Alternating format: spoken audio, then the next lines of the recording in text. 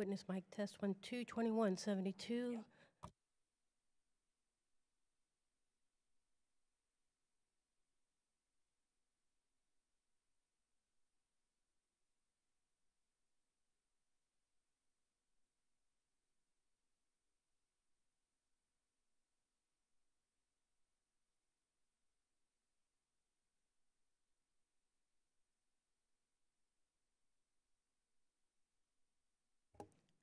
Chair mic test 1 2. Chair mic. Thank you.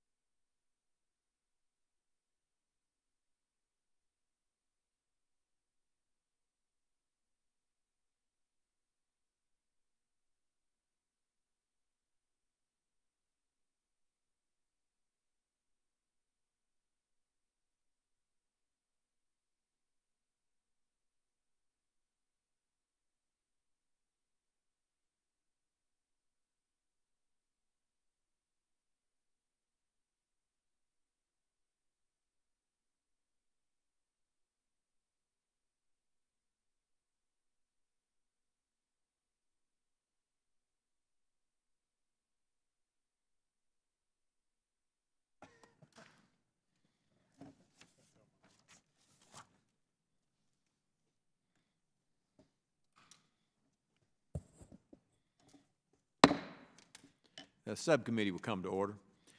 Without objection, all members may have 5 days to submit statements, questions, extraneous materials for the record, subject to the length limitation in the rules. I will now use my time to make an opening statement, and then I'll turn it over to the ranking member.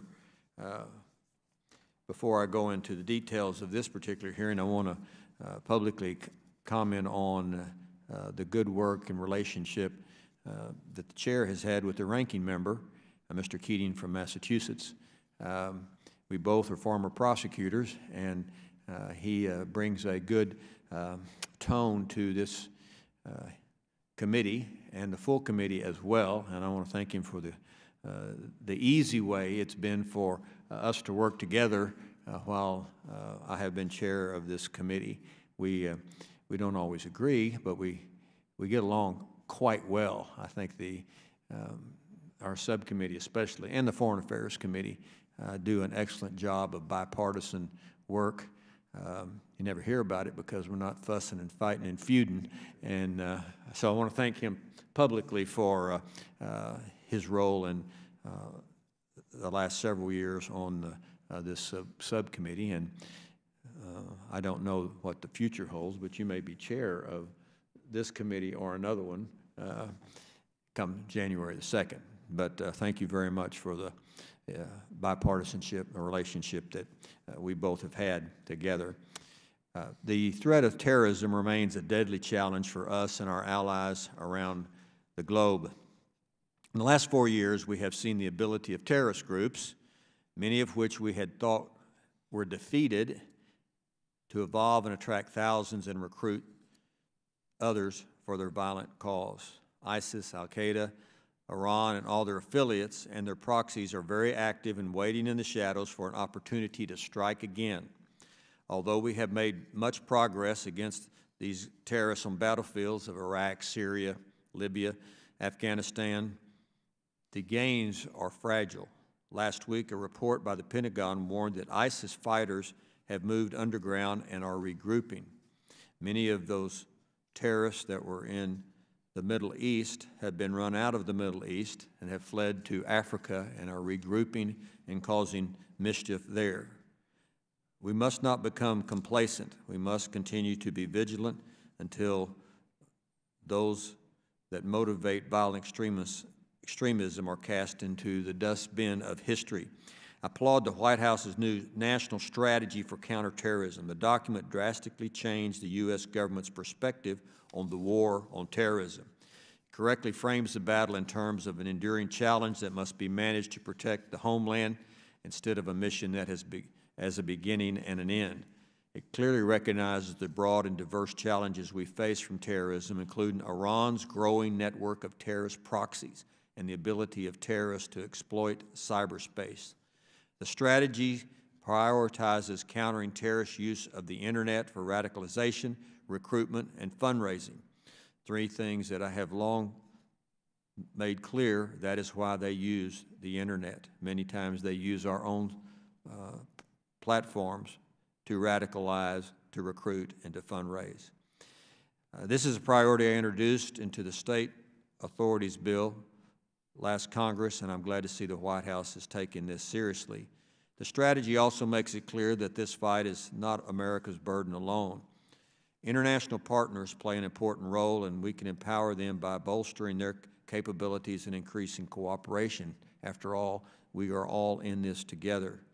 That's where the State Department's Counterterrorism Bureau comes in.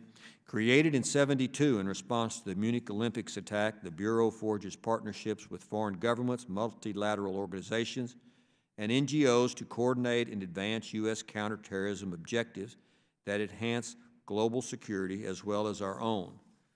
Under that broad mission, it has several core responsibilities, including coordinating strategy across the United States, or rather the State Department and other agencies, conducting counterterrorism diplomacy, building capacity of partner nations to address terrorist threats within their own.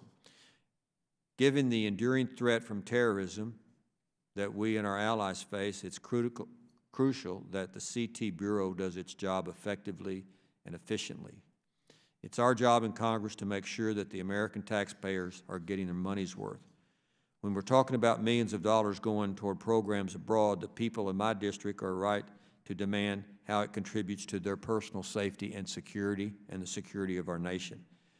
This is all the more important given that the Bureau has been significantly had funding cuts over recent years. With limited resources, every penny must be spent wisely.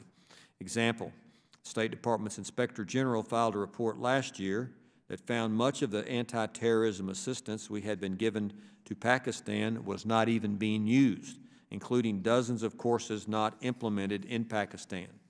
I am pleased to hear that the Bureau has since repurposed many of the resources that had been sent to Pakistan to other more worthwhile programs. Effective monitoring and evaluation programs are crucial in spotting what is not working and making changes that do. For instance, we need assurances that the programming initiated and implemented by the CT Bureau to prevent radicalization, that it actually works. Is the Bureau still in the business of, quote, countering violent extremism? If so, has the Bureau developed any mechanisms to prove that such programs are working at all? Ambassador Sales, I appreciate your strong comments against Iranian-backed terrorism yesterday at the Washington Institute. As you know, I am eager to see our government to go a step further than just designating the IRGC for terrorist activity. If we mean business, we must go after Iran's terrorist proxies in Iraq and Syria. Iran is playing us because they use terrorist proxies instead of the IRGC to spread terrorism in the region.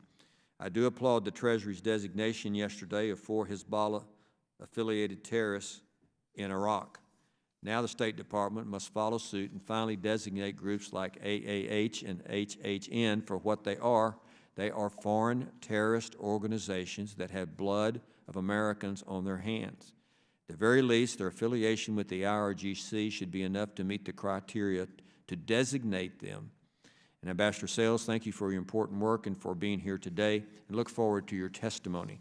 And now I'll turn it over to the ranking member, Mr. Keating, from Massachusetts, for his opening comments. Well, thank you, Mr. Chairman, and since this will be our last hearing, I just want to thank you for your work. I think it shows a great deal in Congress right now, where a conservative Republican from Texas joins with a progressive Democrat from Massachusetts, and that's pretty so bipartisan, isn't it? That's about bipartisan. That's as much as it can get, but in a good way. And although many of these things might have been lost in the news cycle because we worked together so smoothly, it hasn't been lost internationally. I can think of our work together trying to bring support to a country that has great concerns over their head in Georgia, working together on that, working on the tariff issue, something that was noticed strongly, particularly by the European Union countries, where we made our bipartisan voice heard on our concern for some of those moves, as well as keeping Saudi Arabia's feet to the fire on issues and some of their promises. So we have worked together on those issues and many other issues together, and I'll miss working with you. You decided to go another way, and that's just the way it is. I can say that for the last time. And I'd like to thank you for holding this hearing with Ambassador Sales today. Returning again to the subcommittee to discuss the Bureau's budget and policy objectives. Look forward to your testimony today.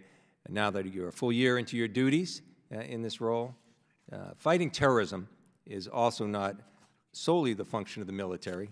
That's not how it works in the United States fighting domestic terrorism, and it's not long-term strategy for how it can be worked successfully abroad in other countries. Capacity building for law enforcement, improving governance and rule of law to address systematic grievances in communities, it's critical. And we need to put the proper funding behind these and other efforts if we're going to have a counterterrorism strategy that's successful in the long term. I'm therefore concerned by the State Department's request for less funding overall, and specifically for anti-terrorism programs.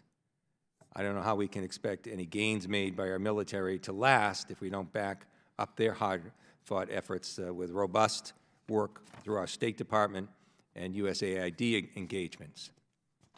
What's more, terrorist capacities are evolving with increased concerns over cyber attacks or the use of weapons of mass destruction, like a chemical attack. We're still working tirelessly to make a lasting, significant dent in familiar terrorist threats, let alone the new ones. So a request for less funding to meet these new demands gives me pause, to say the least. I'm also saddened as threats for terrorism are actually getting worse in Afghanistan and as the conflict and humanitarian crisis in Yemen wears on at the expense of tens of thousands of lives lost and millions impacted, producing the perfect stage for extremism to take root for generations to come. Neither of these countries receives the attention in recent national counterterrorism strategies issued by the White House, nor do any of the regions where ISIS fighters have traveled to or where their so-called caliphates have emerged reach that level. You have an important job. Our government has struggled for a long time trying to get counterterrorism right, and the stakes are high. Americans are victims of foreign terrorists and of domestic terrorists, and we learn more and more every day about how many ways we can try to tackle this problem. There's no easy answer, but there are themes, and I look forward to discussing what your Bureau is doing along these lines. For example, what your Bureau is doing to coordinate with other State Department, USAID, and Defense Department entities to minimize fragility and instability in places where radicalism efforts may more easily take hold. These and many other issues I hope to cover today on our counterterrorism and CVE strategies. So I look forward to discussing with you whether and how these efforts to shape and effectively implement them are sufficiently resourced and coordinated at the State Department as part of the administration's whole-of-government approach to these issues. And with that, Mr. Chairman, I yield back. Thank the gentleman from Massachusetts. The chair will recognize the gentleman from Illinois, Mr. Snyder, for an opening statement. Thank you, and I want to echo the remarks of my colleague to the chairman. I have appreciated working with you and wish you well in your next chapter. You'll be missed here greatly, but thank you for all you have done. Ambassador Sales, thank you for joining us. My focus, having reviewed your testimony, also reviewing your remarks yesterday at the Washington Institute. Terrorist threats are increasing around the world. They're increasing in geography and complexity. They're increasing in intensity. And yet the request from the administration appears to be drawing back, or at least reducing our investment in fighting against those threats. Very concerned about that and look forward to your remarks there. I do appreciate your remarks yesterday about Iran. Iran is the #1 state sponsor of terror. They are a threat, not just in the region, around the world. Within the region, their support for Hezbollah, the fact that Hezbollah is increasingly strong, war-tested, developing indigenous missile manufacturing capability to threaten Israel and the region is of great concern. So my request is that we continue to stay focused, and I look forward to hearing your remarks about how we intend to fight against these threats. With that, I yield back. Thank you, gentlemen. Ambassador Nathan Sales is the coordinator for the counterterrorism at the State Department. Ambassador Sales was previously a law professor at Syracuse University of Law, and before that, Deputy Assistant Secretary for Policy at the Department of Homeland Security. Ambassador Sales, we all have your written testimony, and if you can limit your testimony to 5 minutes, then we will ask you questions. You're recognized. Thank you. Well, thanks very much, Chairman Poe and Ranking Member Keating, for hosting this hearing today. It's a pleasure to be back before the subcommittee. Let me just say, Mr. Chairman, we'll miss you. I'll add the State Department's words of well wishes as you move on to the next chapter. Thank you for your service over the years, particularly on the problem of terrorism. And Mr. Ranking Member Keating, it's a pleasure to see you again. Look forward to working with you in the next Congress, in this committee, or in another capacity. Thanks for the opportunity to be here to talk to you about the work of the State Department's Counterterrorism Bureau and our ongoing efforts to protect the American people and our interests from the threat of terrorism at home and abroad. I'd like to start by highlighting a few of the key points in the administration's counterterrorism strategy, which we released on October 4th.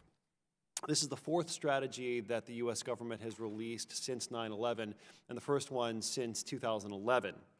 It reflects today's fluid, complex, and diverse terrorist landscape and lays out the administration's plan for defeating our terrorist adversaries. The strategy sets forth a comprehensive, whole-of-government approach that relies not just on military tools, but on civilian tools as well. In addition, we're not focusing on one or two particular terrorist groups, but on the full spectrum of terrorist organizations that could threaten our interests.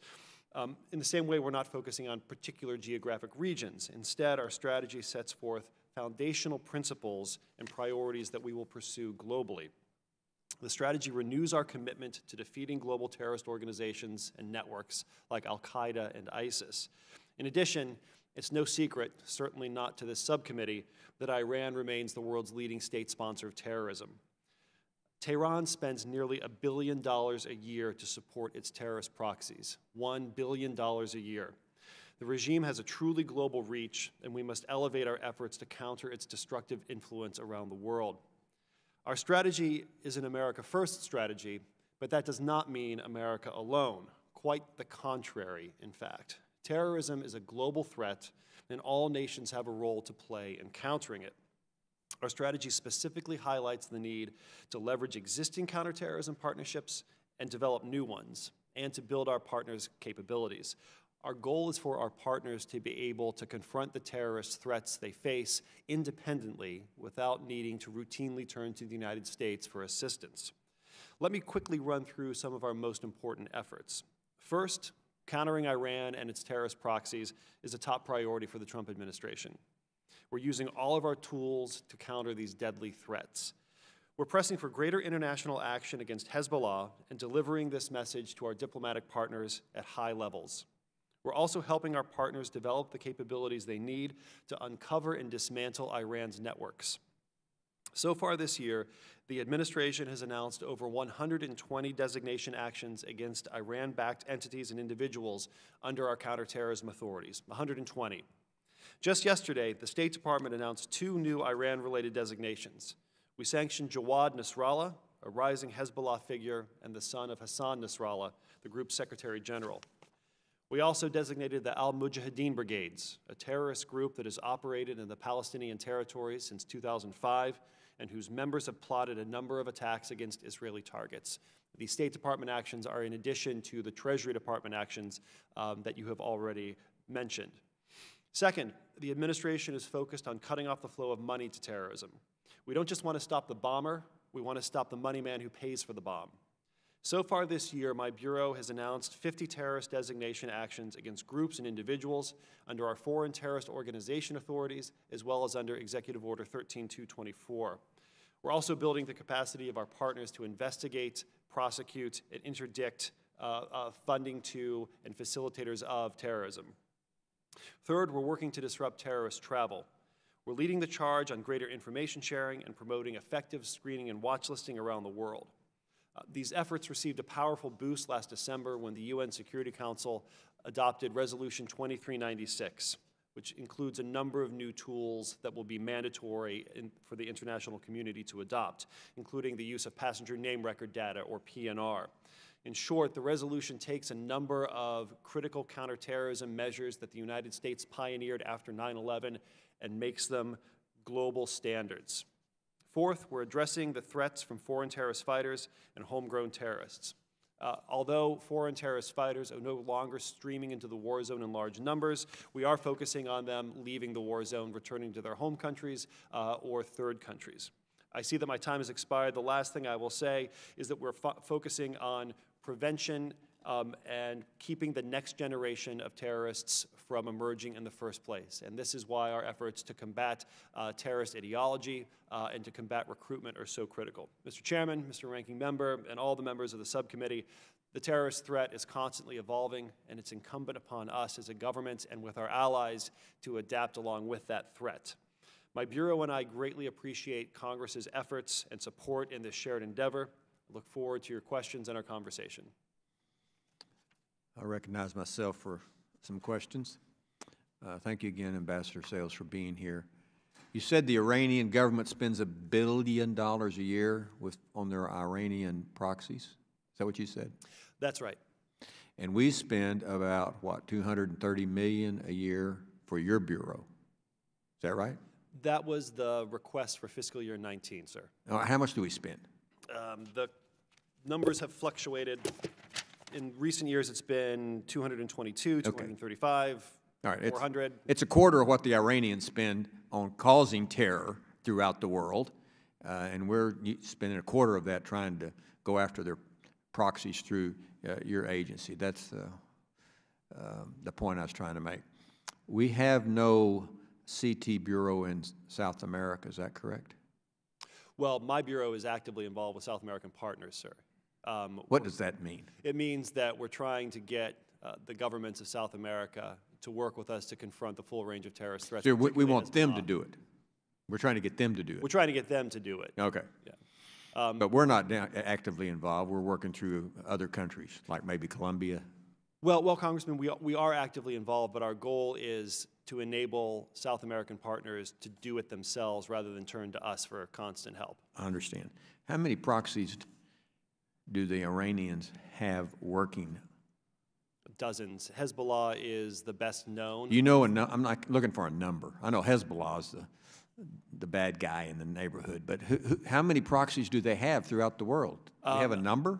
I don't think there's a definitive number, but we can go through the list, and it's a very undistinguished list of bloodshed. Groups like Hezbollah, groups like Han and AAH that you mentioned, the Al-Ashtar brigades in Bahrain, various other militia groups in Iraq, throughout the region and around the world.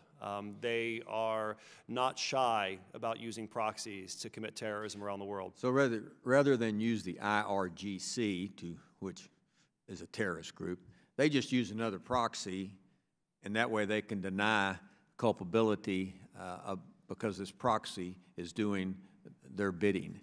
Yes, sir. Is that a fair statement? In some cases, they do that, sir. Sometimes they act directly, and sometimes through proxies and cutouts. Okay.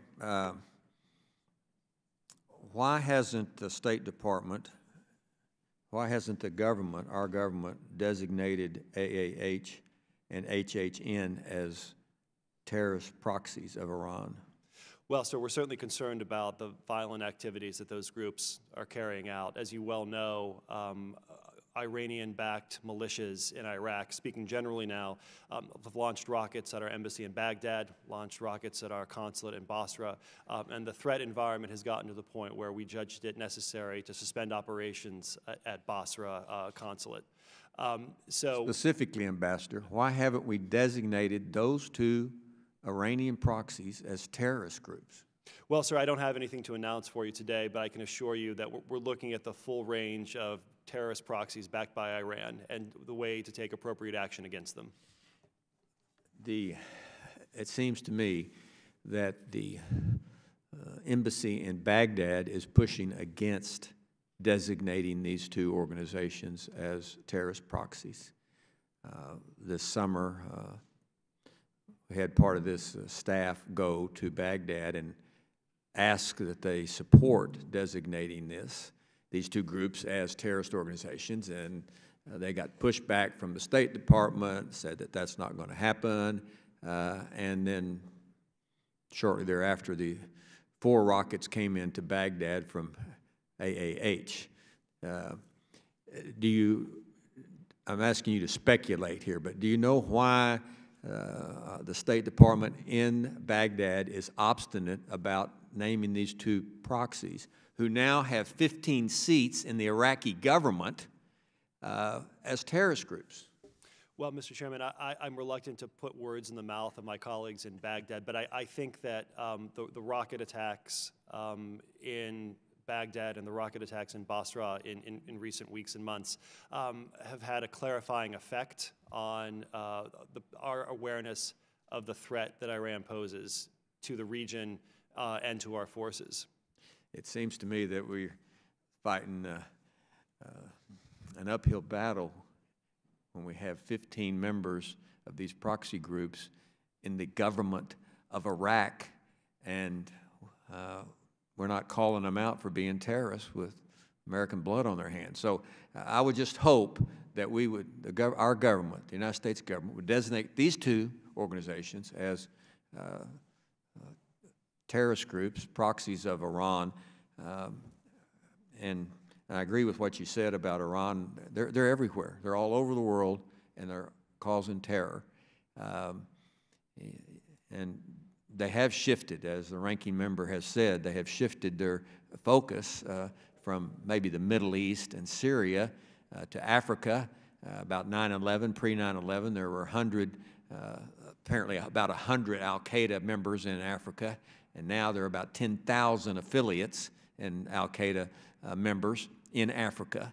That's very disturbing. They're just moving. It's like moving from different place to different place. And Iran is behind all of this, and we need to make sure that Iran is held accountable, and these other organizations are held accountable as well. Do you have enough money? Well, Congressman, what I want is every dollar that I need to accomplish the mission that the President and the Congress have given me, and not a dollar more. Very, very diplomatic of you. I'm going to turn over to the ranking member and let him ask questions. Thank you, Mr. Chairman, and I agree with both my colleagues here on Iran as a grave concern, but I want to move around some other areas. You know, what I'm hearing in my district from people in terms of a question and a concern and maybe a fear is this. I want to ask you straight out.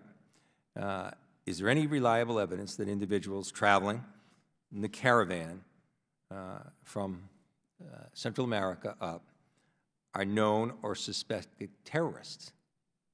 Well, concrete evidence. Mr. Ranking Member, any country has the right and indeed the responsibility to protect its borders and to make sure that only those persons are admitted who the government of that country. That's not what I asked you, sir. I asked you straight out. We should know, as members of Congress, tell us if there are any suspected or actual terrorists traveling in that caravan. Congressman, we'd be happy to get you an answer to that question in an appropriate setting. Well, you could answer this publicly. Since the President has been public, you should be able to be public. Yes or no?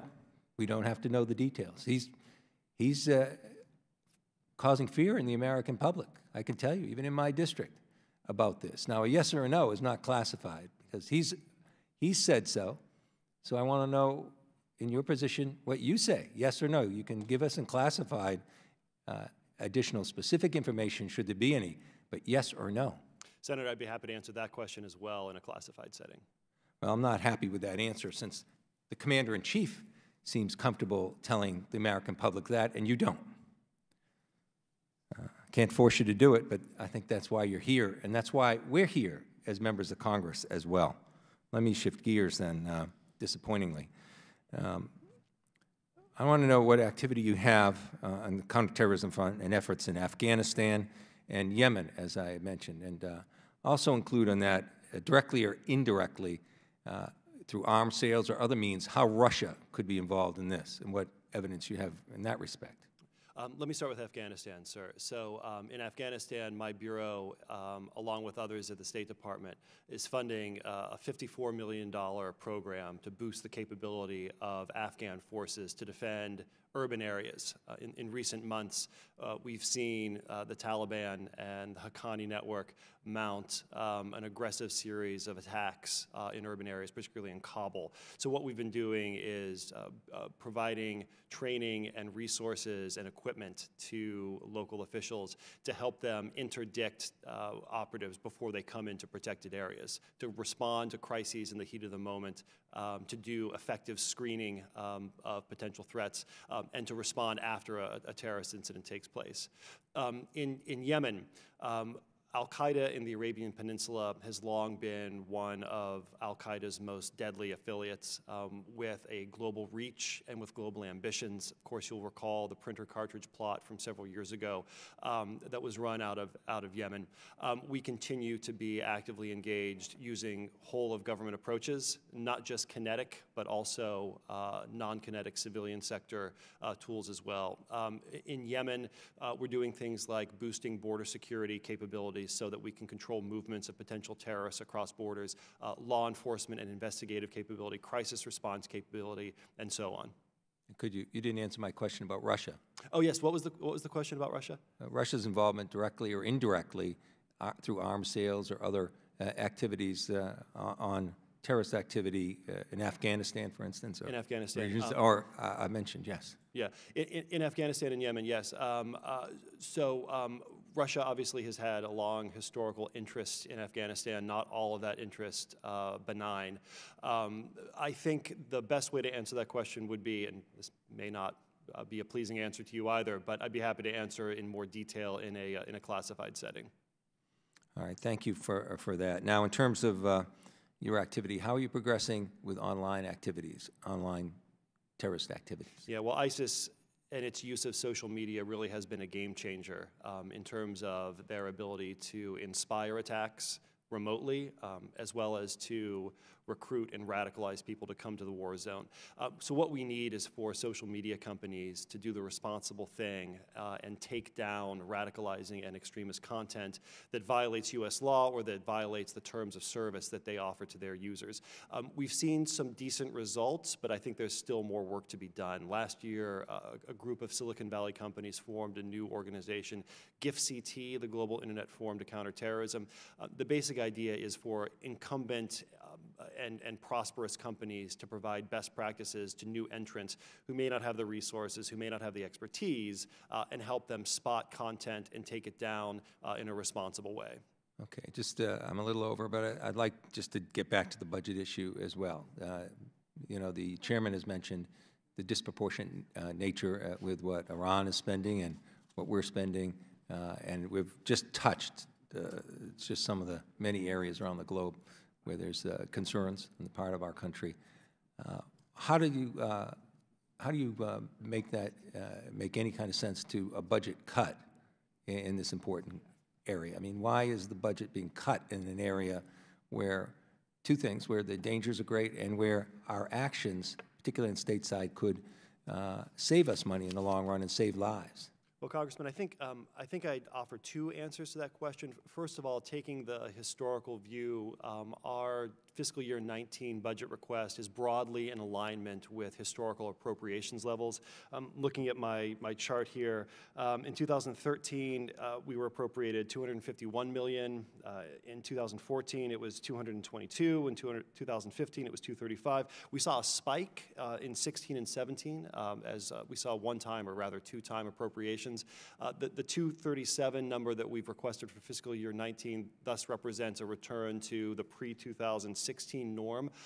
That said, of course, Congress has the power of the purse, and whatever money Congress appropriates, we will expend towards the mission that the Congress and the President have given my Bureau. The second thing I'd say about funding to counter Iran in particular is, although our budget request is for $237 million, which is a fraction of the $1 billion that Iran spends on terrorist proxies, we're not the only Bureau, we're not the only agency charged with countering Iran-backed terrorism around the world. Other State Department bureaus, the intelligence community, the Defense Department, the Justice Department, the Treasury Department are all team players as part of this effort. My time is overdue, so I yield back, Mr. Chairman. Thank the gentleman. Chair recognizes the gentleman from Illinois, Mr. Thank you, Mr. Chairman. Ambassador, the Counterterrorism Bureau's Countering Violent Extremism Office shares and overlaps in many ways the responsibilities with the Global Engagement Center. This summer, Congress, as part of the National Defense Authorization Act, passed a provision that I helped author to clarify the roles and the responsibilities of the GEC. How has that clarification changed the way that the CVE office and the GEC cooperate and work alongside one another? Well, thanks for the question, Congressman.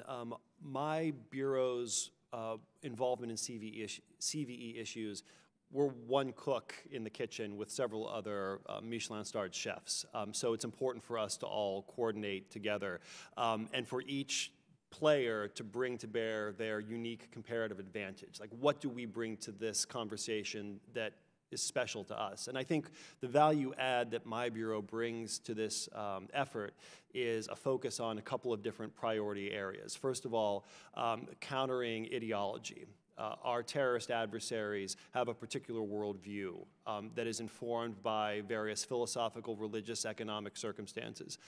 What can we do, my Bureau asks, to counter the ideological architecture that eventually leads to radicalization and recruitment and terrorist attacks? Another thing that we're doing in my Bureau is working on de-radicalization. after somebody has gone down the pathway towards terrorism, what can we do after they've been prosecuted, after they've served their time, to bring them back into the fold? And in part, this is a matter for government authorities, but it's also a problem that to which we have to bring to bear all of society's expertise, medical professionals. I don't mean to. I don't want to filibuster. So right. Yes. So I've got limited time. So thank you. I appreciate that. Shifting gears a bit here, compared to a year ago, what's your sense? Can you describe Iran's comparative strategic position in Iraq, Syria, Lebanon, Yemen? Are they stronger? Are they weaker? What's different today than a year ago? Well, I think what's different today is that the U.S. government has brought to bear more of the tools at our disposal to cut off the money that Iran uses to fund terrorism around the world. As you know, we announced the snapback of sanctions just last week, and our goal is to get Iranian oil exports down to zero. That's a significant economic windfall for the regime. I believe 80% of their revenues derive from their energy exports. As we squeeze them, they're going to have to make some really hard choices about how they divert their increasingly scarce resources to address domestic needs or to project power and bloodshed around the world. What, if any, actions have you seen that would give you confidence that they are drawing back and cutting resources for Hezbollah, their proxies in Syria, other places? Well, I think the jury is still out on that because we're very early into our maximum pressure campaign. What we want to see is with a drawdown in forces in Syria, a drawdown in support to the Houthis who are launching missiles into Saudi Arabia and UAVs into the United Arab Emirates, a drying up of the financial resources that Hezbollah seeds from all around the world.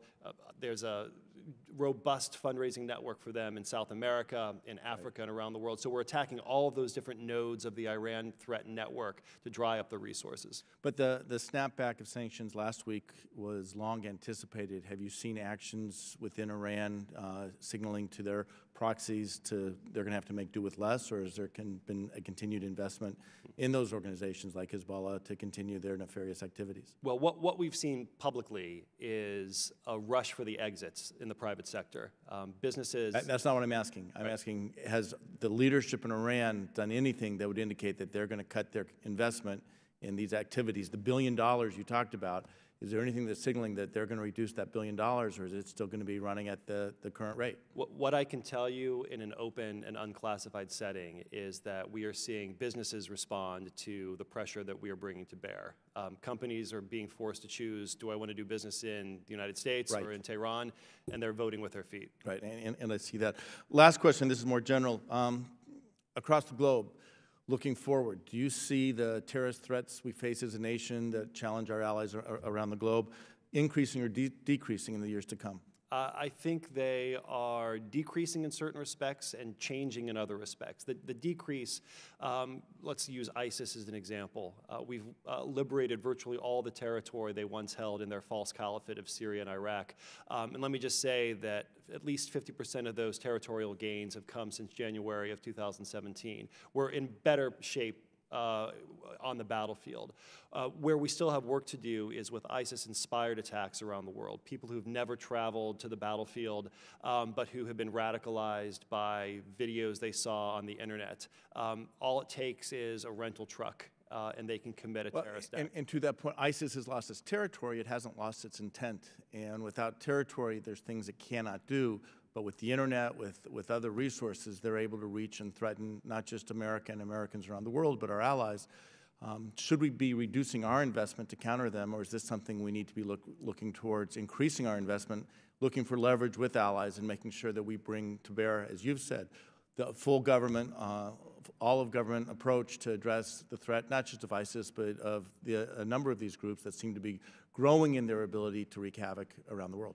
Well, I think that's exactly right, Congressman. That's where the whole-of-government approach comes in, because as the military phase of the campaign draws down, it's important for us to bring to bear other tools. So law enforcement, prosecuting ISIS fighters after they return home, making sure they face justice for their crimes, border security tools so that we can track them as they attempt to move internationally, designations and sanctions tools to cut off the flow of money to the various ISIS affiliates that have metastasized around around the world, and various other civilian sector tools. But I may have heard you wrong, and I'm way over, so I'll close on this. But you indicated that we plussed up in 2015, 2016 because of ISIS.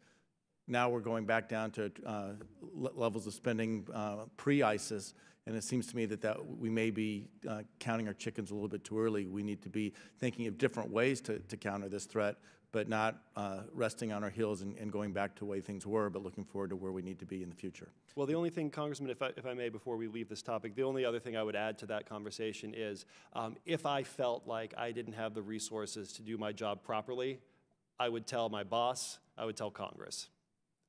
So I'm satisfied with the resources we've requested, and will expend whatever resources I'm allocated. Well, and in the future, look forward to continuing the conversation to see what impact we're having and hopefully have measurable results to Likewise. Show your ease. Thank you. Thank you. I thank the gentleman. I have a few more questions. Going back to this list of proxies that I asked for earlier, I mentioned, can you provide the committee a list of the Iranian proxies and where they are in the world? Yeah, we're happy to do that, sir. Okay, we look forward to seeing that. Also, do you think that AAH and HHN should be designated as terrorist organizations?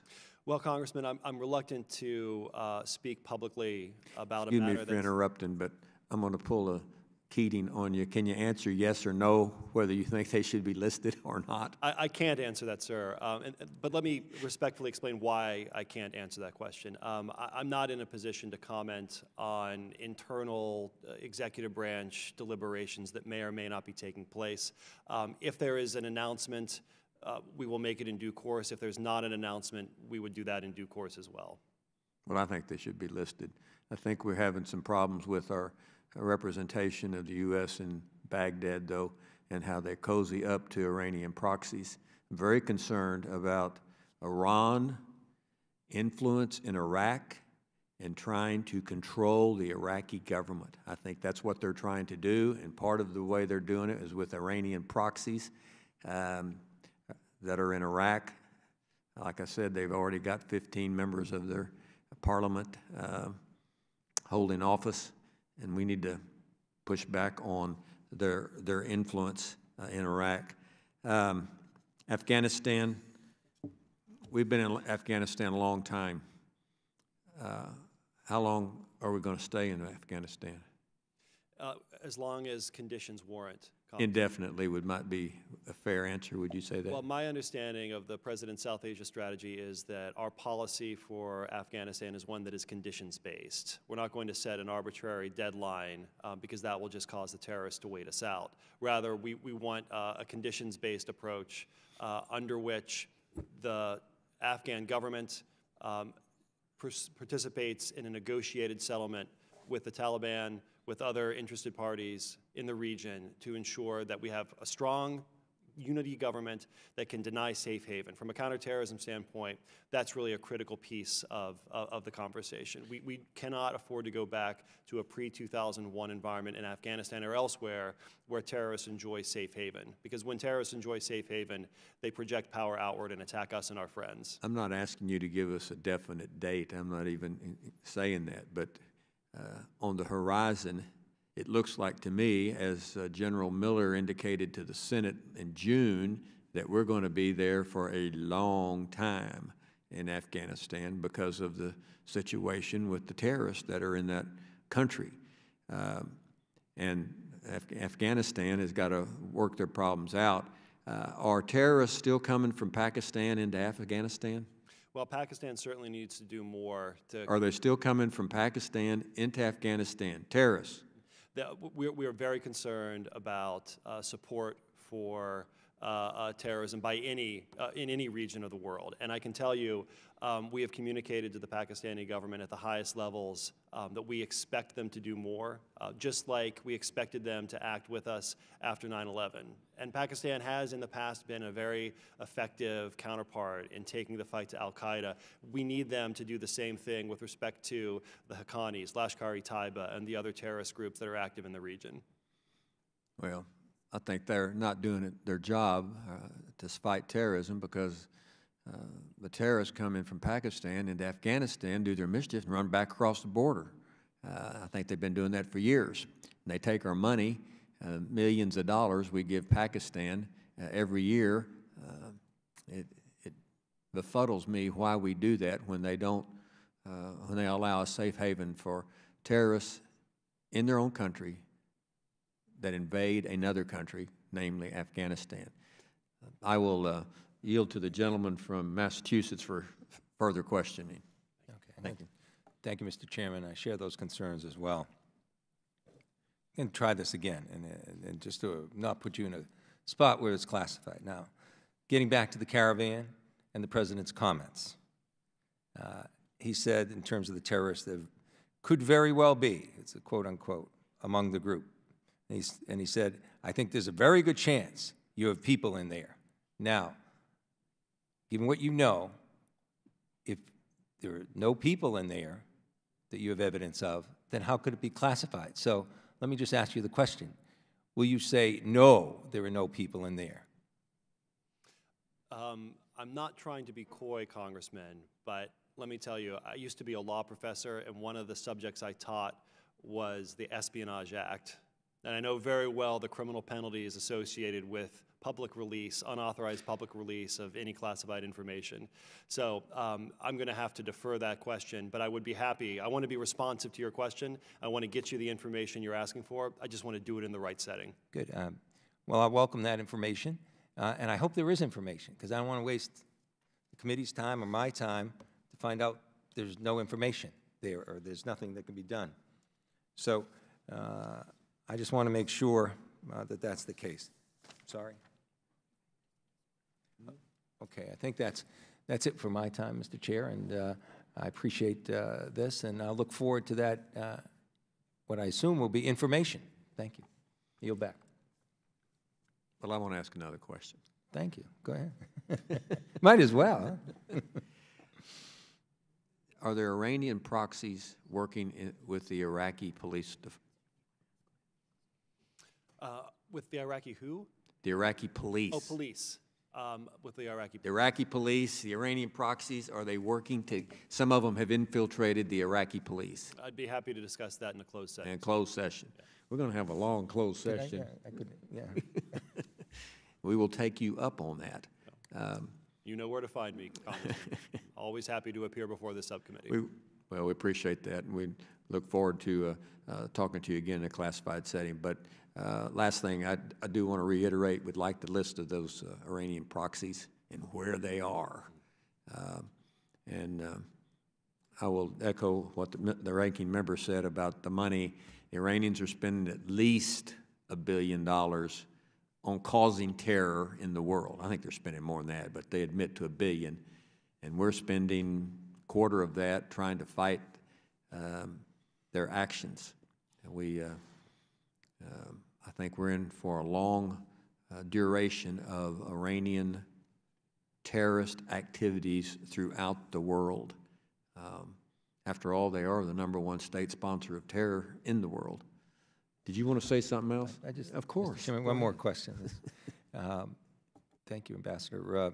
Can you describe how the Bureau, for Counterterrorism is addressing the women's role in preventing counterterrorism activity? Specifically, how are you promoting the meaningful participation of women as full partners? For example, are you working to increase the number of women receiving training under the Anti-Terrorism Assistance Program? This is something that the full committee's chair, Mr. Royce, and I have been working on as well as Representative Frankel from Florida on this issue, and they're not here, and if you could comment on that, that would be appreciated. I'd be happy to, Congressman. Before I answer that question, let me briefly react to Chairman Poe's question about the $1 billion versus the $237 million. It's true, Iran is the world's leading state sponsor of terrorism. It's a title that they are probably very proud of. And it's not one they're looking to relinquish anytime soon. We are spending $237 billion.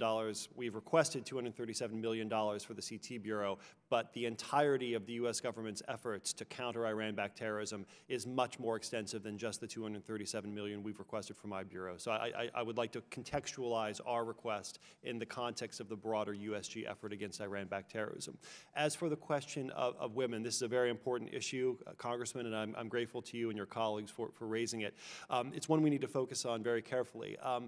Women are both potential victims of terrorism in unique ways, and women are also potential perpetrators of terrorism in unique ways, and they're also potential detectors of terrorism in unique ways. Let me address that last piece first. One of the things that my bureau has done has been to work with civil society organizations around the world to help families do a better job of detecting the warning signs of radicalism. It often will be the case that parents, it often will be the case that mothers are in a position to know when their children are taking a turn towards extremism. So we need to empower those communities, we need to empower those families to intervene immediately to prevent somebody from taking the next step down the road. It's also the case that women can be victims of terrorism. We're all aware of the horrific crimes that ISIS committed against women in Iraq and Syria. And so it's important for our counterterrorism response to ISIS or to other terrorist groups that commit similar atrocities, be mindful of what those atrocities are so that we can prevent them the next time, so that we can empower communities to prevent those, empower governments to prevent those sorts of crimes. The chair is going to recognize the gentlelady from Nevada, Ms. Titus. Thank you, Mr. Chairman, and thank you and the ranking member for having this committee, committee hearing, and Ambassador, you're for being here. I just want to ask you about the refugee crisis. We're in the midst of the world's worst refugee crisis, and yet the administration just recently announced that they were going to lower the already record low number that we were accepting from 45,000 to 30,000. Meantime, you've got the Syrian refugees, the Yemen, Rohingya, some are coming across our southern border or coming to our southern border. The president wants to choke off admission. How you feel about the refugee situation, and as it worsens, doesn't that increase threats of terrorism? And do you think these issues are getting enough attention or enough resources so that you can do your job? Well, we're certainly worried about the various refugee flows and their relation to terrorism threats. This is not a mere hypothetical. This is a problem that we have seen materialize in real-world terms. The Syrian crisis has precipitated an enormous outflow of migrants from Iraq and Syria through Turkey, through the Balkans and other parts of Europe into the heart of Western Europe. And it's regrettable to say, but true to say, that ISIS was able to exploit those migrant flows to bring operatives into the heart of Europe. Just yesterday was actually the 3-year anniversary of the Bataclan attack in Paris. So I think it's incumbent upon us to do a couple of things to address this problem. First of all, we need to get control of borders. We need to know if terrorists, financiers, terrorist operatives are trying to infiltrate our homelands, whether it's here in the United States or in Europe. And we also need, in the case of Syria in particular, a negotiated political settlement that alleviates the humanitarian crisis that is causing so many of these people to flee in the hope of a better life, or for terrorists to exploit that hope to accompany them. Don't you think that it's moving in the opposite direction to cut off aid to the countries that are producing these refugees at a time like we've seen threaten to cut off aid to Central American countries? Don't we need to address the problem before it gets to our border? Well, certainly the best form of protection is prevention. And when it comes to terrorism, the refugee problems that my bureau is focused on most intently involve Syria, which we've already discussed, also the problem in Southeast Asia, problem is putting it mildly, with the atrocities being committed against the Rohingya. We're watching that very carefully as well to ensure that terrorists are never able to exploit those tragedies and those atrocities to radicalize and recruit. Are you looking at terrorism in terms of some of the rise of groups that are on the far right, like the neo-Nazis or the nationalists? What about those kinds of terrorism groups that we're seeing an increase of, not only in this country, but it's certainly in Europe? Right, well, we're certainly, the administration is certainly watching that threat, and it's one that's a very troubling threat. The recent attack in Pittsburgh is a particularly heart-rending example of this domestic threat. When it comes to the domestic aspects of this threat, this is an issue that my Bureau doesn't really focus on, as our jurisdiction is to look overseas. But I can assure you that colleagues at Homeland Security and Justice and the FBI are focused very intently on that problem, along with state and local officials. But it's increasing in Europe, too, and that is part of your domain. I wonder if when you're talking to people about addressing this issue, does it ever come up about some of the president or the administration's rhetoric as encouraging this kind of behavior? Well, I can tell you that the administration's position on this is clear. It's in our national CT strategy, and this national counterterrorism strategy describes far right, far left, secular, and various other forms of radicalism and extremism that produce violence, and we condemn it and lay out a strategy to confront it. I guess the national strategy for counterterrorism that was released last month, though, mentioned Islamic terrorists 22 times, but the neo-Nazi groups only twice, and racially motivated extremism once. So I just wonder how much of a priority you are making those kinds of terrorists. Well, again, I'll defer to the FBI and DOJ and DHS, but without presuming to speak for them, those references are in the National Counterterrorism Strategy for a reason, and it's because countering those far-right as well as far-left groups and groups in between of violent nature is a priority for this administration. I hope so. Thank you. Thank you. Thank the gentlelady. Chair recognizes the gentleman from New York. Yields us back his time. Ambassador Sales, thank you for being here. We are going to take you up on your